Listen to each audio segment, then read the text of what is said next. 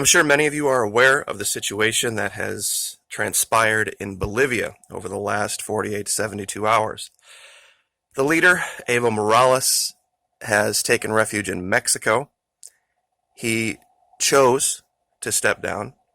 He was elected to serve all the way through January, and even had he lost this election, which he didn't, he would have been in office until the coming January, much like our elections. Now, there are, of course, predictably, people running to their camps to explain their positions on what they feel the outcome should be. In this video, I'm going to give you the story behind the story. What really happened in Bolivia and why it didn't happen in Venezuela. And more than likely in the process, I'm going to earn myself some enemies. But the truth is what it is, and it needs to be said. And we're going to have to start someplace that is going to be a little curious, but it will all come together at the end of the video. YouTube being what it is, I can't use the original context from where this is, but once I begin speaking, I'm sure many of you will recognize it right away. I run my unit how I run my unit. You want to investigate me? Roll the dice, take your chances. I ate breakfast 300 yards from 4,000 Cubans who are trained to kill me, so don't think for 1 second that you can come down here, flash a badge, and make me nervous. We live in a world that has walls, and those walls have to be guarded by men with guns. Who's going to do it? I have a greater responsibility than you can possibly fathom. You weep for Santiago and you curse the Marines. You have the luxury of not knowing what I know, that Santiago's death, while tragic, probably saved lives, and my existence, while grotesque and incomprehensible to you, saves lives. You don't want the truth because deep down in places you don't want to talk about, you want me on that wall. You need me on that wall. We use words like honor, code, loyalty. We use these words as the backbone of a life spent defending something. You use them as a punchline. I've neither the time nor the inclination to explain myself to someone who rises and sleeps under the blanket of the very freedom that I provide, and then questions the manner in which I provide it. I would rather you just said thank you and went on your way. Otherwise, I suggest you pick up a weapon and stand a post. Either way, I don't give a damn what you think you're entitled to. Now, of course, that was from the movie A Few Good Men back in '92. Evo Morales was a good man. Evo Morales was a decent man. He was a man of the people. And I guess I probably should, in context, say that he is all of those things. He failed to do one thing, though. He failed to lead.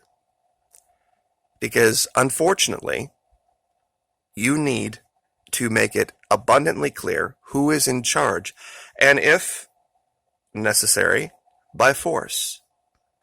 That's what was done in Venezuela and not done in Bolivia. He had a duty to make sure that his military was under his control by any means possible. You see, that's what this man on the left did. Vladimir Padrino was trained in Georgia at the School of the Americas, Special Operations School, leadership training from the U.S. military. Many of you don't know that. The head of the military of Venezuela was trained in special ops, psychological operations, and leadership at Fort Benning. And he understands all too well how the U.S. military operates and was able to thwart any attempt to overthrow his country. He didn't do it by trying to win popularity contests. Leaders don't have that luxury. Now, I know a lot of you think that I'm some kind of peacenik, leftist, all this kind of thing, because I speak for the people that have stood up for social democracy. Social democracy in South America is not socialism in North America. Those people work harder than most North Americans could possibly imagine every single day of the week. as far as their social construct, they are far more conservative than even the most conservative Americans. Yet, of course, because they want to not hand their country over to U.S. big businesses, they are reviled. They are called names like leftist and snowflake and liberal. They don't understand because they can't comprehend our world as much as we can't comprehend theirs. Venezuela did what was necessary.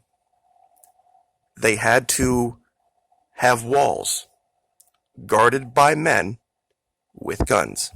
And that's just the way it is. Popularity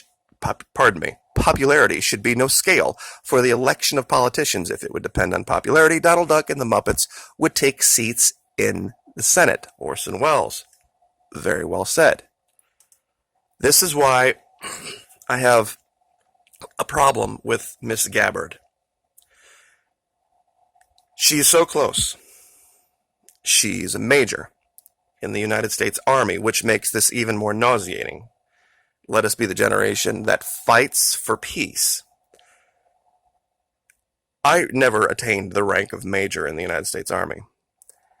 So I have to assume that she has had more leadership training than I have, even with the basic amount of training that I had.